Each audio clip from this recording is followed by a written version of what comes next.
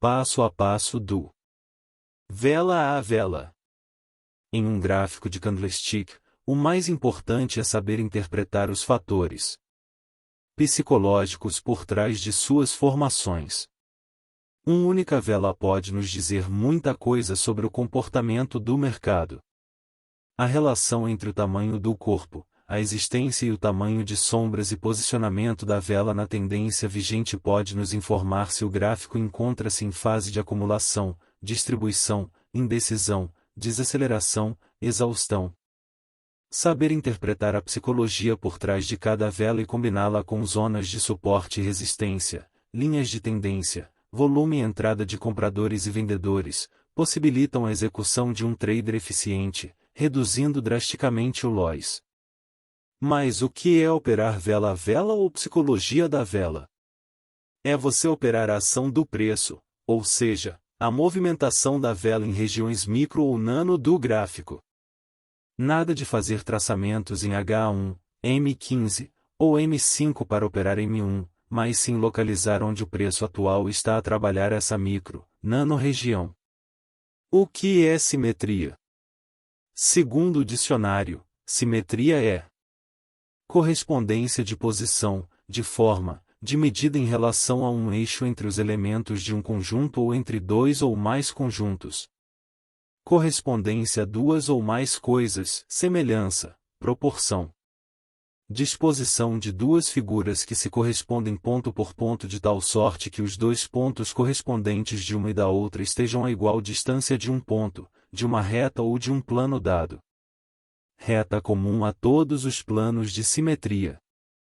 Já para o day trade, temos que no price action tradicional, o trader costuma operar topos e fundos próximos, regiões simétricas entre si.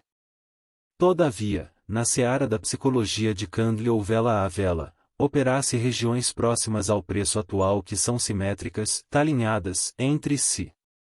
Lembrando que se você estiver afinado em vela a vela, PSY, quando o preço for buscar, pernada, um topo ou fundo de referência, você já terá batido a meta, ou alavancado a sua banca.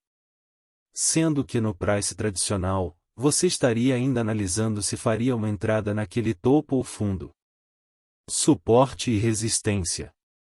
O suporte é marcado no fundo e a resistência é marcada no topo. Tendo como método básico de trade a compra no suporte, e venda na resistência. Existe diferença entre simetria e SR. É basicamente a região em que se encontra. O SR, por estar longe do preço, demora para surgir oportunidades de entradas. Já a simetria, por acompanhar o preço atual, nos permite fazer várias entradas em um curto espaço de tempo. Importante: quando você opera vela a vela, tem-se que observar os rompimentos de simetria, abertura e fechamento do preço. Quando você for operar, preste atenção se a vela atual vai romper as velas anteriores. Nós operamos em cima de confluências e uma das confluências é justamente as simetrias. Zonas de referência a serem marcadas. As zonas a serem marcadas são o corpo e o pavio, caso estejam alinhados. As zonas importantes são as zonas, corpo e pavio, próximas ao preço.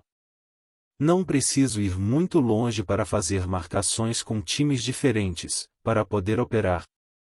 O que eu preciso é saber para onde o preço está indo e qual que é a zona mais próxima que ele vai chegar. Aqui nossas operações são feitas de acordo com o contexto gráfico próximo ao preço atual. Como traçar simetria? A primeira coisa a se fazer é identificar se o gráfico está em tendência de alta, tendência de baixa ou em lateralização, consolidação. O segundo ponto a ser observado é qual a direção que meu preço está tomando, subindo ou descendo. Já o terceiro ponto é identificar a próxima zona, barreira, que ele vai se deparar.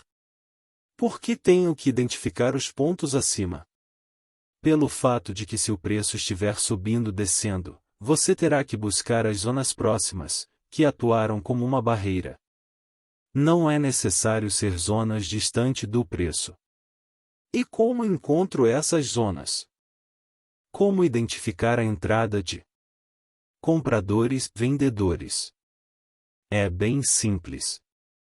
Pense assim: se eu tenho um suporte, tenho entrada de compradores.